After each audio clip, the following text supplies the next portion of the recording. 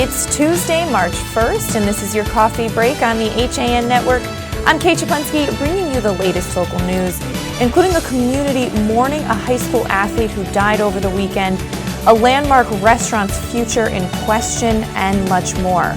Mike Seppi joins us for sports, and Donald Ang takes a look back on this day in history.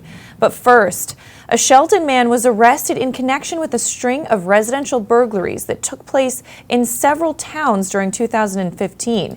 On February 23rd, Shelton Police Department arrested Kevin Lesko, 48 years old, who lives in Shelton, and charged him with larceny third degree, burglary third degree, and criminal mischief. Lesko's arrest was made following a rash of residential burglaries in 2015. Police departments from Orange, Trumbull, Stratford, Milford, Monroe, Woodbridge, and Shelton worked together to link Lesko to several burglaries which occurred during the same period of time. Lesko is currently incarcerated and was arrested at Derby Superior Courthouse. He was placed on a $15,000 bond following that arrest. According to a statement sent out by Shelton Detective Nugent of the Shelton Department, residents are encouraged to contact their local police department if they observe any suspicious vehicles or activity in their neighborhoods.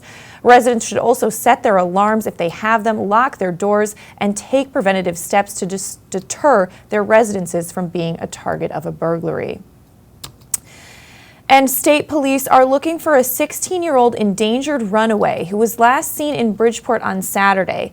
Tatiana Falcon is described as a female standing 5 foot 4 inches tall and weighing about 110 pounds. She was last seen wearing a navy blue hoodie with Gateway written on it, as well as blue jeans and white sneakers. And in Darien, 2 adults landed in trouble with police for an underage drinking party at their home. Police issued misdemeanor summons to 2 Darien adults after breaking up the underage party. 17s were issued infractions, but police said that as many as 15 were drinking at the Palmer Lane residence. Officers responded to the home just after 11 o'clock on February 26th and were met by a teen girl at the door. Police said the girl appeared intoxicated and allegedly ran out the front door after answering for the arriving officers. As the officers went inside, several of the teens rushed toward the back door in an attempt to flee. A pair of boys ran through a wooden fence leading toward Norotan Avenue while trying to escape, and another girl was caught nearby. Though some managed to elude authorities, the majority of the party remained in the home. 2 adult residents, Julian and Helena Toll, were at home at the time of the incident and allegedly told police that they were unaware that a party was taking place. They were both charged with failure to halt illegal possession of alcohol by a minor. Upon searching the home, police discovered a number of empty 30-pack beer cases in the basement, along with a ping pong table and an empty bottle of vodka. Police said there was a 15-year-old girl living in the home as well, and the department's youth division will be following up on the case. 17s were issued infractions for underage drinking and are liable to pay a fine of about $136. The parents of all the offending youths were notified. And the Shelton community is mourning the loss of a high school senior who died early Sunday morning in a car crash. Oh, sorry, 1 second. Eddie Tyler Conklin, 17 years old, of Shelton, died on Sunday, February 28th in Bridgeport Hospital, surrounded by his family, following a rollover crash on Bridgeport Avenue. He was a member of the Shelton class of 2016. He was a varsity basketball player and also played JV baseball. According to his family, he had a great sense of humor and also loved fishing and all outdoor activities. Services have been announced. You can find the details on that at sheltonherald.com. The family is asking, in lieu of contribution of flowers, they are accepting donations to the Eddie Conklin Scholarship Fund that will benefit students at Shelton High School. You can send those care of the high school. That's at 120 Meadow Street in Shelton. And Easton Police Chief Tim Shaw urges residents to lock their cars and house windows and doors following a rash of 17 car break-ins at 10 different residences and 3 burglaries within the past couple of weeks in town. The crime spree in Easton mirrors thefts along Interstate 84 and Merritt Parkway corridors across the state that are happening hand in hand with heroin and the opiate epidemic, Shaw said. Shaw said that the suspects are going through unlocked cars, breaking windows, and taking what they can get. They often break into cars parked in people's own driveways. Shaw also urges people to keep valuable items out of sight. He said most of these crimes are happening overnight. He said the heroin epidemic is worse now than ever. The numbers are astronomical. The purity is higher and the price is cheaper for heroin. He said it's a horrible situation because it affects everyone. U.S. Senator Richard Blumenthal said at a recent summit in New London that the heroin and opiate epidemic crisis, which begins with prescription drugs and escalates from there, needs to be treated like a natural disaster. And in other news today, the doors are locked at the Cobb's Mill Inn in Weston following the death of its owner. It's not open until further notice, according to a witness at the restaurant. The news of the closure comes on the heels of the announcement that the Cobb's Mill Inn owner, Drew Friedman, has died. Friedman of Westport passed away in his sleep on Saturday, February 27th, according to his wife, Laura Papalo Friedman. He was 86 years old. According to a witness at the restaurant, someone locked the doors of the Cobb's Mill Inn around 3 p.m. Monday, and customers are being notified that the restaurant is closed at the present time. A service is planned for Drew Friedman. His family is holding a Catholic Mass at St. Francis of Assisi Church at 11 a.m. on Thursday, March 3rd.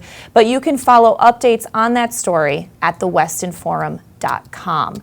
Taking a quick look at the forecast today, it's not bad for March 1st. Mostly sunny with a high near 47 degrees expected in the area. Tonight, rain possible, but mainly after 8 o'clock. Temperatures will be rising to around 46 degrees by 3 a.m. On Wednesday, periods of rain mostly before 11 a.m. Temperatures reaching 48 degrees. However, things are going to cool off later in the week, but we'll talk more about that later. We're going to take a break. When we come back, Mike Seppi joins us for sports. Donald Ang takes a look back on this day in history, and we have more headlines coming up on your coffee break after this. Darien Sport Shop is a unique store because it's a family store. A busy mom can come in with kids in tow and find everything she needs for them, and even find a dress for herself for Saturday night. And if she's in a rush, she can simply go home and order it from us that night. We'll deliver it the next day. The Darien Sport Shop. We're pretty on the outside and amazing on the inside. Conveniently located with free and easy parking at 1127 Post Road, Darien, Connecticut. Or shop us online at dariensport.com. Walter Stewart's Market in New Canaan is your time-saving local shopping destination for the best of spring. Find many of your favorite products, from great specials on everyday items to the freshest organic produce, artisanal cheeses, and grass-fed steaks. Drop off your knives to be sharpened, grab a beautiful bouquet of spring flowers, and stop in next door for a wine tasting. Plus, their personable staff is always ready to lend a helping hand. So stop in to Walter Stewart's Market, 229 Elm Street today, or shop online at stewartsmarket.com.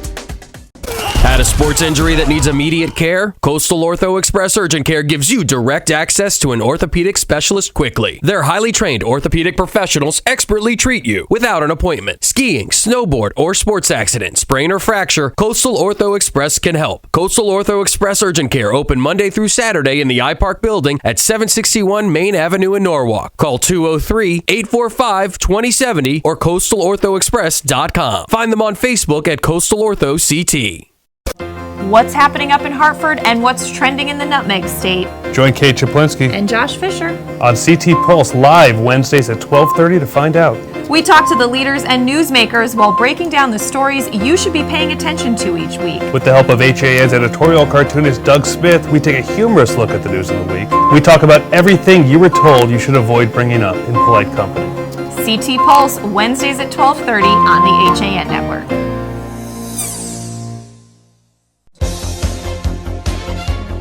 The 2016 FCAC playoffs are coming to the HAN network. We'll have all of the big games beginning February 23rd on the court and on the ice. And we'll have it all live and streaming HD. This is your home for the 2016 FCAC Winter Championships. The HAN network.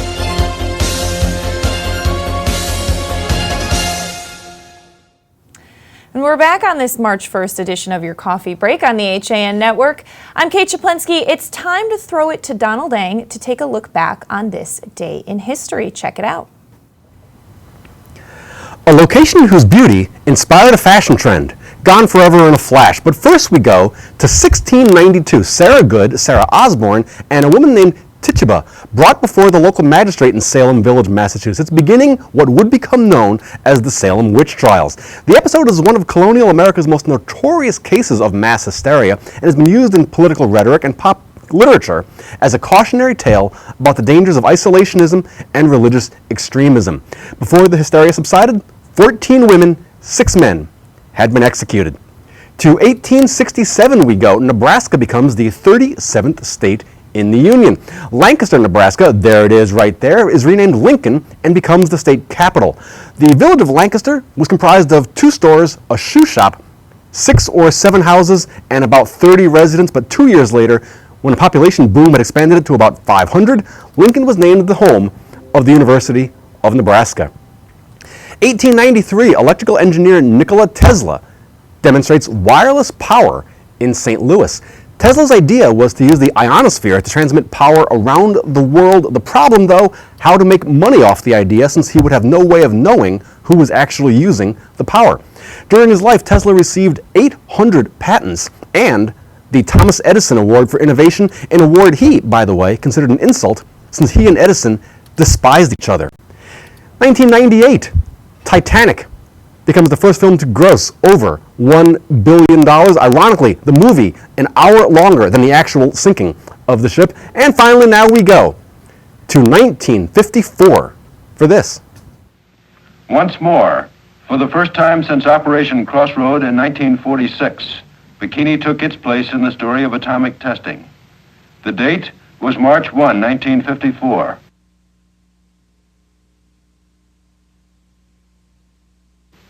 This photograph was taken from an airplane at 50 miles. The width of the fireball at this time, about 3 seconds after detonation, was 4 miles. The frame size of the picture is 6 by 8 miles. That was the Castle Bravo 15 megaton hydrogen bomb detonated at the formerly beautiful Bikini Atoll, the most powerful nuclear device ever tested by the U.S. The test was carried out in secret despite the fact that 20,000 people lived in the likely fallout zone. Numerous fatalities attributable to the blast, including a Japanese fisherman, U.S. Navy crew, and the natives of nearby islands. Bikini remains uninhabitable. That is your look back in history, and I am Donald Ng. Thanks so much to Don. Now, Rob Adams is getting ready for a busy week of semifinals and championships that's coming up on the HAN network. So Mike Suppy is joining us at the news desk. Mike? Thanks, Kate. Well, tournament season's in full swing. Last night in the Class XXL State girls basketball action, a pair of FCX squads advanced to fill out the second round bracket. Trumbull High, the 9th seed, held off a spirited upset bid from number 24 seed Simsbury High in a 43-38 victory. Claudia Tucci led the 9th seed Eagles with 15 points, and Alyssa Bruning chipped in with 15. In other action, number 15 seed Ludlow upended number 18 Hamden High 52-43. Over in Class L, Capital Prep, the state's top-ranked team in the 5th seed, bolted past Stratford High 96-35, while Jonathan Law dropped the 69-58 decision to Farmington High. St. Joe's, the defending Class M state champs, they were eliminated by Wethersfield 49-39. A pair of SWC squads also saw the curtain come down on their seasons as Massac fell to 3rd-seeded Bacon Academy in Colchester 60-44, and Guilford ousted Joel Barlow 51-35 in Reading. In boys basketball, the SCC Boys Basketball Championship field is set. Fairfield Prep advanced to the final with an 80-61 win over Wilbur Cross, while Hill House knocked off Amity 66-39. SWC semifinals saw Notre Dame of Fairfield rally past Pomperog 88-74, while Immaculate toppled 3-time league defending champions Bunnell 66-57. In the Connecticut High School Girls Ice Hockey Association state playoffs last night, in the quarterfinals, Darien, the top seed, blanked Ridgefield High 7-0. 4th-seeded Simsbury upended 5th-seeded Ridgefield 2-1 in overtime. 2nd-seeded East Catholic Glastonbury South Windsor routed Amity Cheshire North Haven 11-2, and 3rd-seeded New Canaan edged Hall Connard, the 6th seed, by a 3-2 count. As for tonight, as you probably already know, the starting times for the FCAC boys basketball semifinals have been changed to 5 p.m. at Fairfield Ward High School. The second game will follow at approximately 6:30 p.m. The change is due to an early start time because of SATs tomorrow morning. The order of the games remains the same. Number 2 Trumbull will face number 6 West Hill at 5 p.m. and top-seeded Danbury will face Wilton at 6:30. Both games will be carried live on the HAN network and can be viewed at fcac.net, han.network, and all of the HAN websites. Thank you, Kate. All right, thanks so much, Mike. Well, getting back to a little more news today, as Connecticut average gas prices continue to drop, the national average has bumped up 4 cents since last week. Yesterday, the national price of a gallon of gas averages $1.75, which is 6 cents lower than last month and 65 cents lower than last year. But compared to last week, prices inched up 4 cents. In Connecticut, where prices continue to drop, yesterday's average of $1.86 is 13 cents lower than last month. However, Greater Bridgeport and Stamford area continues to have the highest gas prices in the state, with an average of $1.98. The statewide average is at $1.86. And Fairfield County teachers are some of the best in the state, according to the website niche.com. Each year, Niche ranks more than 100,000 public and private schools based on dozens of statistics and 27 million opinions from 300,000 students and parents, and it creates a best of list for schools and districts across the country. For its 2016 Best Teachers ranking, Niche assigned grades and numerical rankings to school districts based on several factors, including parent-student opinions about teachers in their current or recent school districts, average salary, and more. In the rankings, the Westport School District was ranked number 1, and of the 25 highest-ranked Connecticut school districts, 11 are in Fairfield County, including Darien, Fairfield, Greenwich, Monroe, New Canaan, Newtown, Ridgefield, Weston, Wilton, and Trumbull. In New Canaan, if a commuter needs a permit for one of the 351 parking spaces provided at the Lumberyard Railroad lot, they would have to wait roughly 8 years behind 1,209 other people. Parking Commission Chairman Keith Ritchie told the New Canaan Advertiser that he supports expanding parking at the Locust Avenue lot, but he has found a need for more commuter parking too. He said while the focus has been on expanding the Locust Street parking lot because of the town hall expansion and developments on Forest and Cherry Streets, the real story is they need more commuter parking. Ritchie provided a chart, as you can see, which illustrates some of the parking waiting lists that are now older than a majority of elementary school students. In the past year, the time spent on a waiting list for the Lumberyard Railroad lot has increased 1 year due to a 21% increase of waitlisters, while the waiting list for the Talmadge Hill lot has grown roughly 44% with a year-long waiting list. 57% of the waiting list, 1,209 people, are on the 8-year list for the Lumberyard. And in some other New Canaan news, New Canaan resident Kathy Giusti, founder of the Multiple Myeloma Research Foundation, or MMRF, was invited by the White House to participate in the White House Precision Medicine Initiative Summit last week. The PMI Summit highlighted progress made over the past year to advance precision medicine, an approach that tailors disease treatment based upon individual differences in one's genes, environment, and lifestyle. At the summit, President Barack Obama participated in a live panel discussion where he applauded the effort of 40 private sector groups, including the MMRF, who launched innovative precision medicine programs. In advance of the event, the White House issued a fact sheet featuring the MMRF as a PMI commitment maker for the Patient Journey Initiative, which is a national education program that will help to identify critical steps in the patient journey as a result of informed findings from an in-depth quantitative survey. And here's a unique way to support local history. The Weston Historical Society has teamed up with Diego's Don Julio brand to present its second annual tequila tasting fundraiser. That's on Saturday, March 12th from 7:30 to 11 at night at the Weston Historical Society Museum on Weston Road. The tasting will benefit the Society's preservation work and support its educational programs and upcoming exhibits. A tequila ambassador will present the tasting. In addition, Diego will provide margaritas, old-fashioned cocktails, and their sommelier's selection of wine and craft beers. The cost is $75 per person or $70 if purchased sooner on the Society's website, westonhistoricalsociety.org. Marcia Selden Catering and Events will cater the event with an array of hors d'oeuvres and more, and Uber rides to and from the event will be available for a nominal charge. That's good news. But we are going to step out for a break now. When we come back, we're going to recap some of the top stories we're following today on your coffee break after this. Can't wait for it to get warmer so you can start fishing again? Get over to the Dock Shop, where they have the latest in fishing tackle, marine electronics, boating supplies, and more. But remember, the Dock Shop isn't your average tackle shop. You'll also find the finest selection of nautical apparel, jewelry, home decor, and gifts in New England. Boater, beach bum, fisherman, or simply love the New England coast, this is a unique place to shop. The Dock Shop, 51 Tokenique Road, Darien, 609 Riverside Avenue, Westport, dockshop.com. Here at the Organic Yard, we use bionutritional products in our lawn care programs, which reduces the need for fertilizers, nitrates, phosphates, and pesticides up to 80%, making a safer environment for your family and pets. With our organic lawn treatment, you'll receive vigorous, healthy plants with improved root development and better drought resistance. Enroll now in our 2016 Organic Yard program and get a free organic deer tick treatment. Call us today at 914-764-5491 or go to our website at millerslandscapinginc.com. For over 25 years, Mike Cizik Painting and Wallpapering has been the name to know for residential and commercial properties in Fairfield County. He uses only the top brands, including Benjamin Moore, for impeccable preparation and lasting quality. Call Mike now and receive $500 off any job over $7,000. Mike is currently accepting reservations for spring, so call him today at 203-770-8869 or 203-972-3310. For your custom painting, finishing, and staining needs, it's Mike Cizik.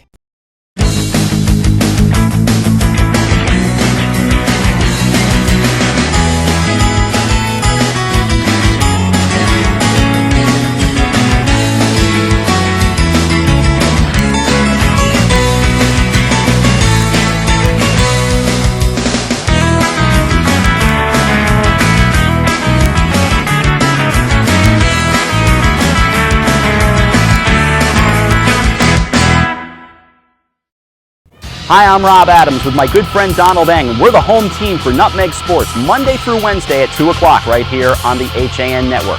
We are the place for all things Connecticut sports, so come hang out with us on Nutmeg Sports. Don?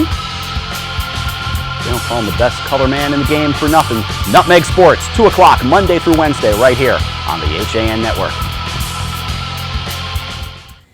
And we're back on this Tuesday edition of Your Coffee Break on the HAN Network. I'm Kate Czaplinski, recapping some of the area's top stories, including that a Shelton man was arrested in connection with a string of residential burglaries that took place in several towns during 2015. On February 23rd, a Shelton Police Department arrested Kevin Lesko, who's 48 years old and from Shelton, and charged him with third-degree larceny, third-degree burglary, and criminal mischief. Lesko's arrest was made following a rash of residential burglaries last year. Police departments from Orange, Trumbull, Stratford, Milford, Monroe, Woodbridge, and Shelton worked together to link Lesko to several burglaries which occurred during that period of time. Lesko is currently incarcerated and was charged at Derby Superior Court. He was arraigned on February 23rd. According to a statement sent out by Detective Chris Nugent of the Shelton Police Department, he urges residents to be careful and report to police if they observe any suspicious vehicles or activity in their neighborhoods. He said also to be sure to set alarms if they have them and lock their doors to take preventative measures. And state police are looking for a 16-year-old endangered runaway who was last seen in Bridgeport on Saturday. Tatiana Falcon is described as a female standing 5 feet 4 inches tall and weighing 110 pounds. She was last seen wearing a navy blue hoodie with Gateway written on it, as well as blue jeans and white sneakers. And in Darien, 2 adults landed in trouble with police for an underage drinking party at their home. Police issued a misdemeanor summons to 2 Darien adults after breaking up the underage drinking party. 17s were also issued infractions, but police said that as many as 15 were drinking at the Palmer Lane residence. Officers responded to the home just after 11 o'clock on February 26th and were met by a teen girl at the door. The girl appeared intoxicated and allegedly ran out the front door after answering for arriving officers. As the officers went inside, several of the teens rushed toward the back door in an attempt to flee. A pair of boys ran through a wooden fence leading toward Norotan Avenue while trying to escape, and another girl was caught nearby. Though some managed to elude the authorities, the majority of the party remained in the home. Two adult residents, Julian and Helena Toll, were at home at the time of the incident and allegedly told police that they were unaware that a party was taking place. They were both charged with failure to halt illegal possession of an alcohol by a minor. Upon searching the home, police said they discovered a number of empty 30-pack beer cases in the basement, along with a ping pong table and an empty bottle of vodka. Police said there was a 15-year-old girl living in the home as well, and the department's youth division will be following up on the case. Several teens were issued infractions for underage drinking and are liable to pay a fine. The parents of all the offending youths were notified.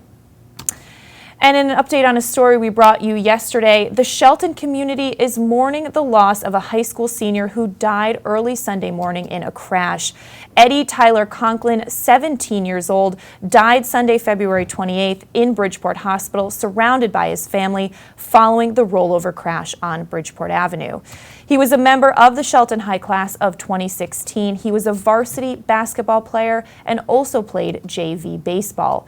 According to his family, he had a great sense of humor and also loved fishing and all outdoor activities. Services have been announced. You can find the details at sheltonherald.com. The family's also asking that in lieu of flowers, people can make donations to the Eddie Conklin Scholarship Fund to benefit students at Shelton High School.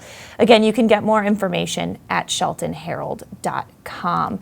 Taking one final look at the forecast today, not bad. 47 degrees is the high, a north wind 6 to 9 miles per hour, becoming southeast in the afternoon. Periods of rain tonight after 8 o'clock. Temperatures rising to around 46 tonight by 3 a.m. and gusts of winds picking up a bit. Things do get cold again Wednesday night. Temperatures Thursday will be in the 30s, and we even have some potential snow on the way for Friday, but of course we'll talk about that more later in the week. Big night for HAN Network. We'll be covering the boys basketball semifinals. Check that out. That starts, I believe, at 5 o'clock, the first game. So definitely check that out live on the HAN Network. And of course, Nutmeg Sports coming up today at 2. And don't miss the Drive with Denise at 12:30. But that's going to do it for your coffee break on the HAN Network. We'll be back tomorrow at 11.